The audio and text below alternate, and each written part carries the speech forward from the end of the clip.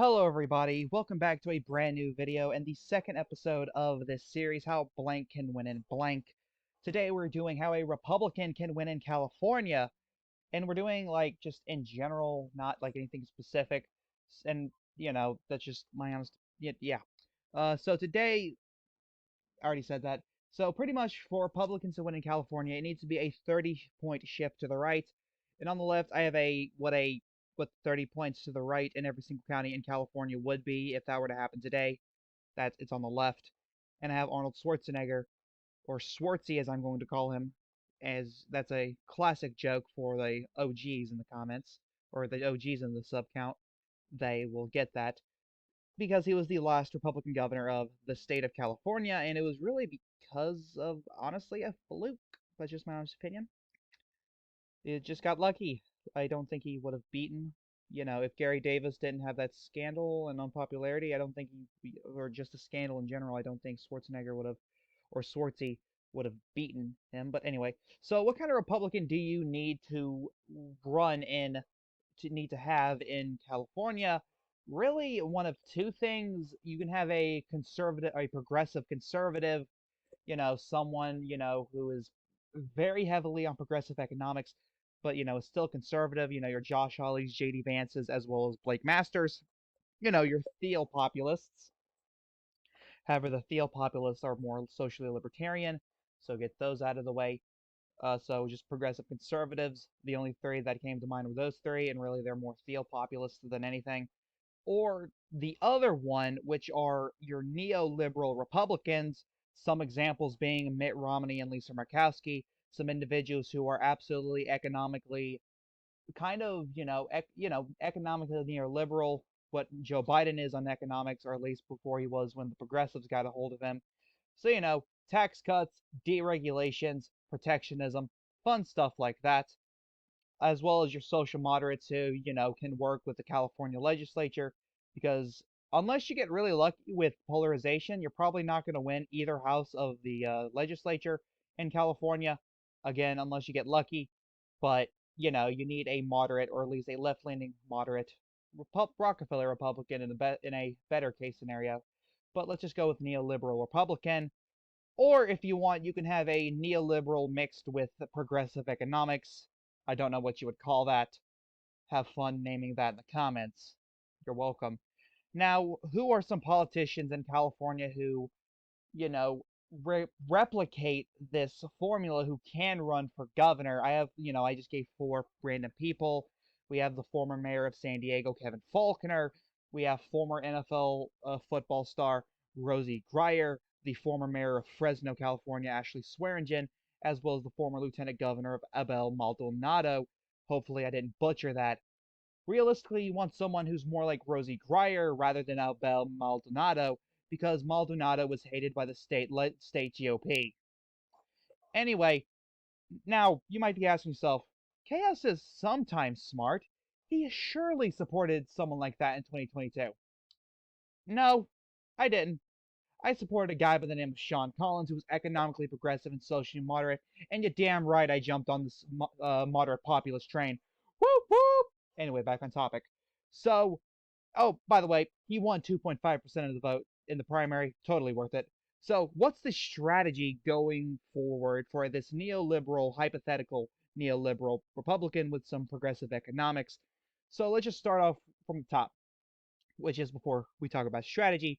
Back in 2022, Republicans nominated, pretty much their Kevin McCarthy-esque candidate, establishment, conservative, you know, boring like that, Brian Dahl, who was definitely a sacrificial lamb, nothing more. He was probably wanting to retire anyway, and they asked, "Hey, can you make one more run for governor?" He said, "Can you make a run for governor for us? We don't got anybody." He said, "Sure," and I don't think he campaigned at all. I don't, or at least he didn't do much of it. I haven't heard anything about him campaigning. Anyway, he got 40% of the vote in a state Donald Trump lost by 29 points. He did about 10 points better than Trump doing absolutely nothing. But how did this happen? Was it just the environment? No, because the entire country was an R+3 year, and you can thank that to Dahl, DeSantis, and Zeldin. You're welcome. and maybe Abbott, but he won by 11, which is 6 points better than Trump. So if you want to count Abbott, you can too. Those four big states shifted the entire country 8 points to the right, and we still got a moderate year. But how did they do it with Dahl doing practically nothing? They even flipped two counties many people saw was gone for the GOP, San Bernardino and Orange County. What did they do? What did the California GOP did that was so brilliant? Well, they capitalized on ballot harvesting, capitalizing on early vote turnout, getting as many Republicans and independents and moderate Dems who were not happy with Newsom out to vote Republican as possible, as well as busing voters to the polls, capitalizing on kitchen table issues. However, they didn't capitalize on the most important issues, in my opinion. And here are the counties that this Republican would need to target. Of course, you're only winning in a red wave year. Forgot to mention that, especially in California.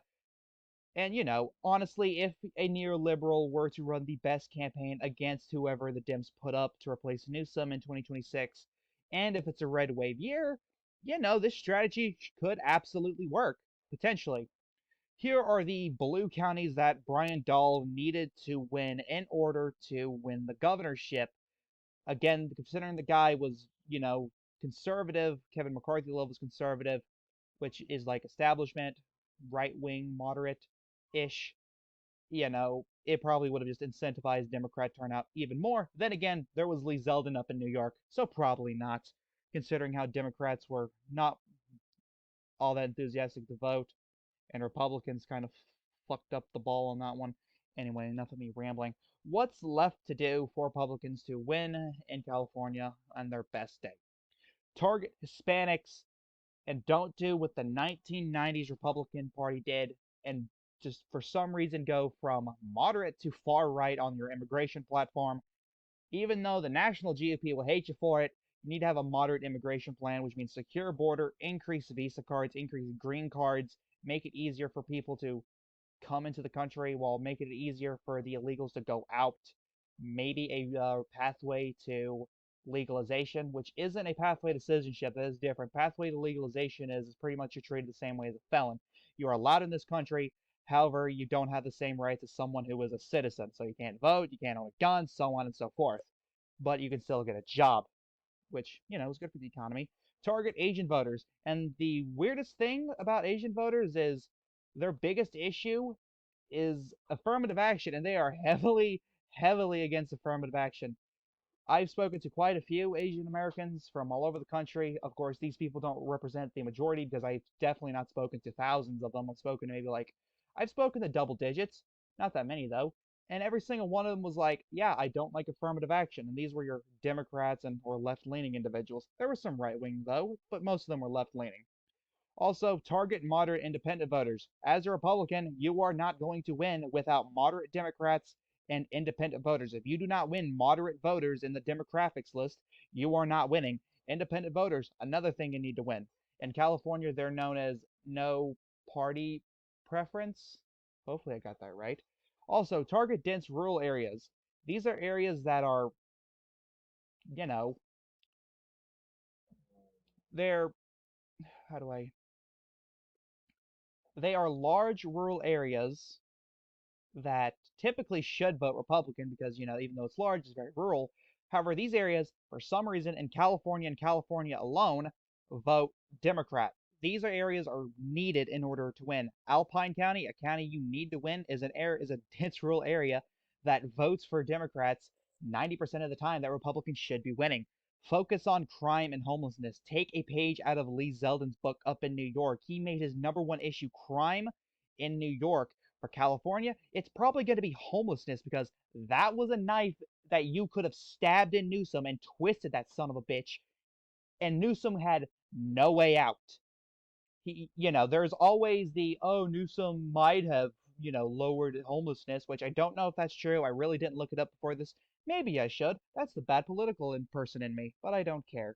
Also, you're going to want to lean left on climate change. California is a big state where, hey, climate change is an issue where if you're a Republican and think climate change isn't real, you're not going to win. If you think climate change is real and, make movements to, actually release, like, hey, this is my climate change plan. Climate change is real, and here's my plan to fight it. And it's good and not half-assed, you're going to win a bunch of moderate voters who are like, yeah, woo, this guy, Republican, let's go. Now, this one I put an asterisk on. Maybe put a big emphasis on energy independence. Now, this is like asterisk, of course. We all know about the energy problems California had in the beginning of 2022 due to Newsom's plan with like uh eliminating gas-powered vehicles. There was a problem there. I don't know how much of it influenced, Dahl's 40% win. I doubt much, considering that Texas had the same situation and Abbott won by 11%. I think 11%. I recall it being double digits over beta. But anyway, so that's why I have an asterisk. Test the waters on energy independence in California. If it sticks, great. If it doesn't, drop it. Also, as we mentioned earlier, you need to have a big push on progressive economics. That could include things, like wealth tax, protectionism, probably probably like a Republican version of like a big healthcare plan. Maybe not universal healthcare because then the socialist card is going to get thrown at you. Oh, big one. $15 minimum wage or just an increased minimum wage just in general because I think California already has a $15 minimum wage. So maybe do $17 minimum wage. Progressive economics works like that. I'm pretty sure Josh Hawley, JD Vance both support a $15 minimum wage. They're kind of flip-floppy on the issue. During Trump's administration they pushed for it, but during the Biden administration they're not pushing for it. It's weird. Or at least Hawley during the Trump administration. Anyway. So thank you guys so much for watching. I put a question mark there. I'm a fucking dumbass. Anyway, I'm gonna keep it there. Thanks for watching. I'll make a question that. Anyway, thank you guys so much for watching. Do you agree with my analysis on how a Republican could win? The next video is going to be how a Democrat could win in West Virginia. That's going to be fun, even though, really, the last governor was a Democrat, if you catch my drift. Anyway, I'll talk about that. What are some future episodes you would like to see? Tell me down in the comments below. This is the Chaotic One saying, peace.